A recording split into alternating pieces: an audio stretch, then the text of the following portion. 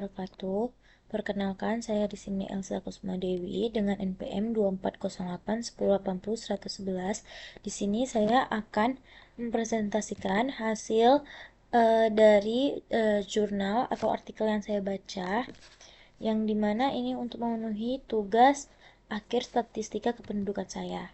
Di sini saya jurnalnya saya memilih judul angka kematian dan angka kelahiran berdasarkan kelompok umur untuk proyeksi penduduk atau probabilistic age specific mortality and fertility rate for probabilistic population projection. Selanjutnya di sini saya akan menjelaskan pendahuluan. Dalam kasus ini di sini membahas tentang pengembangan metode proyeksi penduduk probabilistik yang memperhitungkan tingkat kematian dan kelahiran berdasarkan kelompok umur. Metode ini dikembangkan karena perubahan jumlah penduduk di masa depan tidak dapat diketahui secara pasti, sehingga diperlukan pendekatan yang mampu menggambarkan berbagai kemungkinan kondisi penduduk. Masalah yang terjadi itu adalah di mana di sini tuh masalah utamanya adalah kesulitan dalam memperkirakan jumlah penduduk di masa depan karena tingkat kelahiran dan kematian selalu mengalami perubahan. Perubahan tersebut dipengaruhi oleh berbagai faktor seperti kondisi sosial, kondisi ekonomi, kesehatan, serta perkembangan masyarakat. Selain itu, metode proyeksi penduduk ini sebelumnya cenderung hanya memberikan satu hasil perkiraan, sehingga dapat dipastikan atau mungkin belum mampu menunjukkan adanya ketidakpastian dalam perubahan demografi. Di sini tujuan penelitian ini adalah yang pertama tuh ada mengembangkan metode proyeksi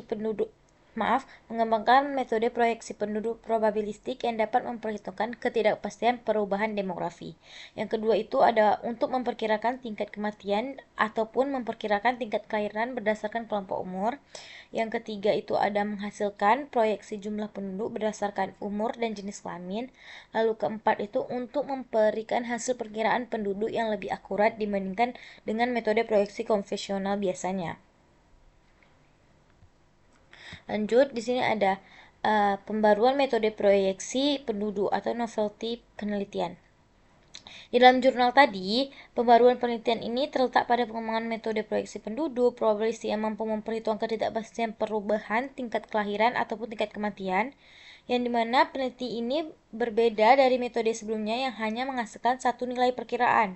Karena metode yang dikembangkan ini dapat memberikan berbagai kemungkinan skenario yang perubahan jumlah penduduk di masa depan dia dapat memprediksi gitu. Selain itu, jurnal ini menggabungkan di mana model Bayesian hierarchical dengan cohort compare method untuk menghasilkan proyeksi penduduk yang lebih rinci berdasarkan kelompok umur dan jenis kelamin. Lalu selanjutnya itu ada metode matematika ataupun statistika yang digunakan. Yang pertama itu ada Bayesian hierarchical model, cohort component, ada Markov-Chain-Mons, habis itu ada age-specific mortality and fertility rates. Bayesian ini digunakan untuk memperkirakan perubahan tingkat kelahiran dan tingkat kematian berdasarkan data historis atau data sebelumnya. Penggunaan metode ini bertujuan untuk menghasilkan prediksi yang tetap mempertimbangkan adanya ketidakpastian di masa depan. Lalu yang kedua itu ada cohort, yang dimana di sini cohort ini digunakan untuk melakukan proyeksi jumlah penduduk berdasarkan kelompok dan jenis kelamin, dengan memperhitungkan komponen kelahiran, kematian, dan perubahan jumlah penduduk. Lalu yang ketiga itu ada Markov-Chain-Mons chart. Metode ini digunakan dalam proses estimasi pada model base untuk menghasilkan berbagai kemungkinan hasil prediksi sehingga tingkat ketidakpastian dalam proyeksi dapat diketahui.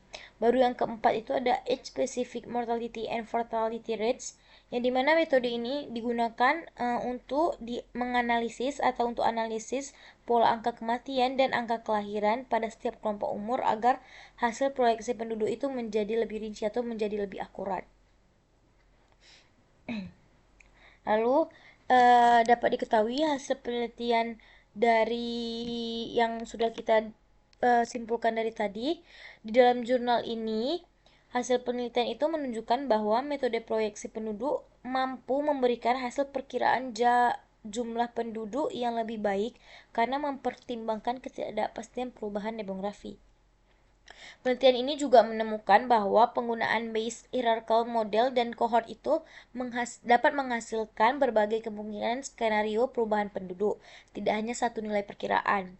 Selain itu juga, metode ini dapat digunakan untuk melakukan proyeksi penduduk jangka panjang hingga tahun 2100 berdasarkan kelompok umur dan jenis kelamin. Lalu, kesimpulan yang dapat kita ambil dari peneliti tadi dan dari jurnal-jurnal yang udah aku baca dan dari jurnal yang tadi kita baca, bahwa kesimpulannya itu penelitian ini dapat disimpulkan bahwa peneliti ini tuh metode proyeksi penduduk ini mampu memberikan gambaran kondisi penduduk masa depan yang lebih realistis atau yang lebih nyata, yang dimana juga penggunaan model Bayesian yang dikombinasikan dengan metode cohort itu membuat hasil proyeksi lebih akurat, lebih lebih pasti, dan dengan mempertimbangkan perubahan tingkat kelahiran, tingkat kematian, dan struktur umur penduduk. Metode ini juga membantu dalam perencanaan, pembangunan, serta pengambilan kebijakan kependudukan di masa depan. Baik, sekian presentasi saya. Mohon maaf jika ada kesalahan. Assalamualaikum warahmatullahi wabarakatuh.